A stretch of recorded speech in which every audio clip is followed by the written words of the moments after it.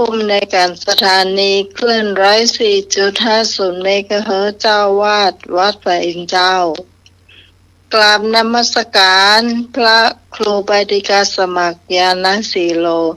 รองเจ้าวัดพระอินทร์เจ้าเดินพรนะพิสกราบ มัยนมัสการพระอาจารย์เอารักษ์ปัญโยนันท์เจ้าสวัสดีพี่นาเจสีนะเจ้าสวัสดีครับสวัสดีคุณผู้ฟังที่อยู่ทางบ้านทุกคนทุกท่านนะเจ้าเพิ่มบ่ให้เสียเวลาทีมงานของเราเนาะนิมนต์จากสมัครเนาะสั้นๆเลยเจ้า10 นิ้วขอนอบน้อมกำกับแด่องค์สมเด็จพระสัมมาสัมพุทธเจ้าพระพุทธพระธรรมพระสงฆ์ตลอดถึงพระอรหันต์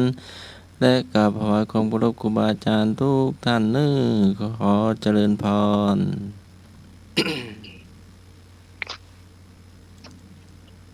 อ้าวพ่ออาจารย์อาจารย์นิรักษ์เหรออาจารย์นรักษ์ลืมไปฮัลโหลอาจารย์นรักษ์ฟ้าห้องอาจารย์นรักษ์กลับยังฟ้าห้องค่ะกับก็ขอกราบนมัสการกับไว้สาเมตตาปรมีธรรมในท่านพระครูสมุวิสุวัฒน์วรกิจโจครับผู้อำนวยการสถานีคลื่น104.50 เมกะเฮิรตซ์ท่านเจ้าวาดวัดป่าหินผู้มีเมตตาครับแล้วก็ท่านอาจารย์พระครูบดิกาสมัครญาณสีโลครับเดินพรพ่ออาจารย์ครับสวัสดีครับพี่พิสมัยสุวิริบงหัวหน้ารายการธรรมะคลายเครียดครับเจ้าสวัสดีเจ้าครับแล้วก็ขอกราบสวัสดีกับไปยังบรรดาพี่น้องนะครับ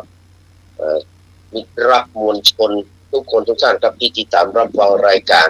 ขึ้น104.50 เมกะเฮิรตซ์เวลานี้ครับทุกคนทุกท่านครับเรียนเชิญพี่พิสมัยได้ดำเนินรายการต่อเลยนะครับก็ยอมภาพวันนี้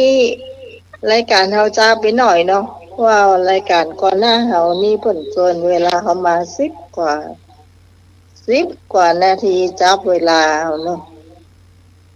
เจ้าต่อไปเราจะมีเพลงนะเจ้าเจ้าอย่างตะวาดีก็ถ้าปัญหาเพลงหรือว่า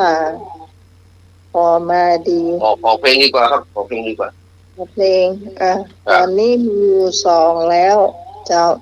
คุณผู้ฟังขอมาได้เจ้า053-226-058เจ้าไว้ไผไว้มาเนอะ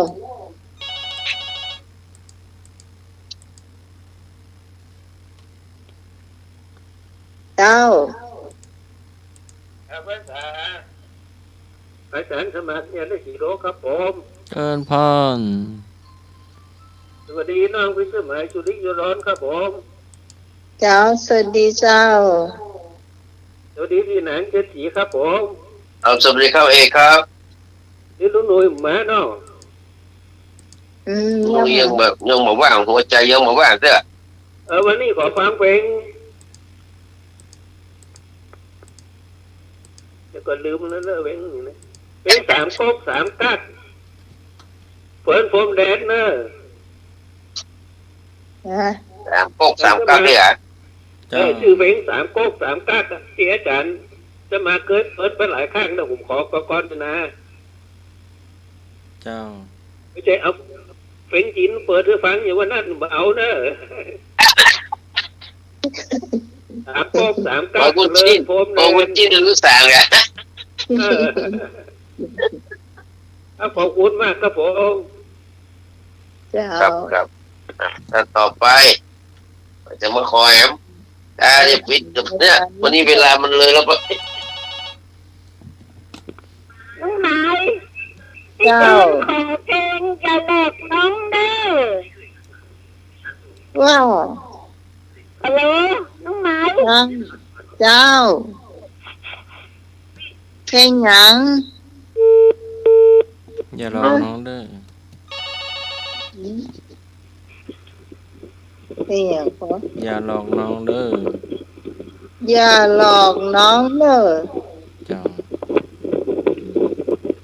ฮัลโหลจะกลางถ้ามาใครเชียร์ทุกคนเจ้ายายพรว่ามาเลยเอาเพลงจะซื้อให้ท่านย้ายกันคนค่ะแพ้รักในสนามรบ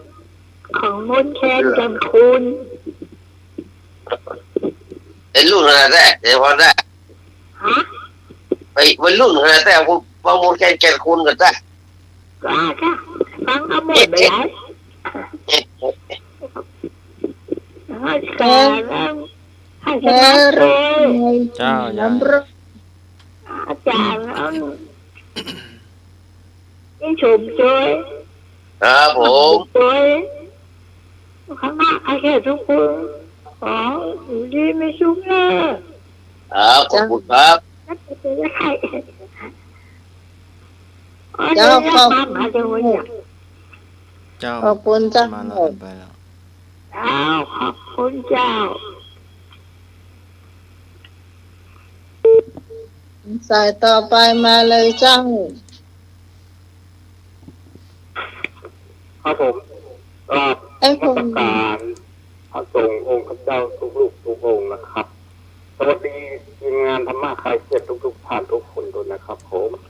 ครับ วันนี้เอาเพลงไร่อ้อยคอยรักครับผมของหนูมิเตอร์ครับผม ไร่อ้อยคอยรัก ใช่เปิดรับ ครับผม เอาแหวนเพื่อโบกของเราเอาหนูวิเตอร์เนาะ เอาหนูมิเตอร์ครับผม ครับครับ ครับสวัสดีครับผม โหมชอบกินอ้อยเนาะ ไรอ้อยคอยรับทีนี้คอยตัดมาคอยได้มาคอยรับแหละได้ขายแล้วน่ะ เจ้าโอ้ยยังโอ้สวยคน เรา โต ส กัน ไตล์กับพวกนั้นเนอะเพราะว่าเพลงรักละเดี๋ยวมันจะดับไปก่อนนะเรียนอุ้ง ราช เสียง การ นะ ครับผมแฟนพันธ์แท้ครับ หน้าได้ยินโซ่โซ่เซ่อสายฝนโตกาย วันนี้ขอเพลงรักผมที่สันทรายครับเนาะของยอดรักสลักใจครับเนาะครับนมัสการครับ เขาหนาวดินฝนตกอ่ะยังบ้าน ที่สันทรายเอารับองค์พอละ อ้าวพอแล้วเนอะ เอารับเปิดเลย เริ่มเปิดได้เลยเจ้าจีเพลงละเริ่มตาม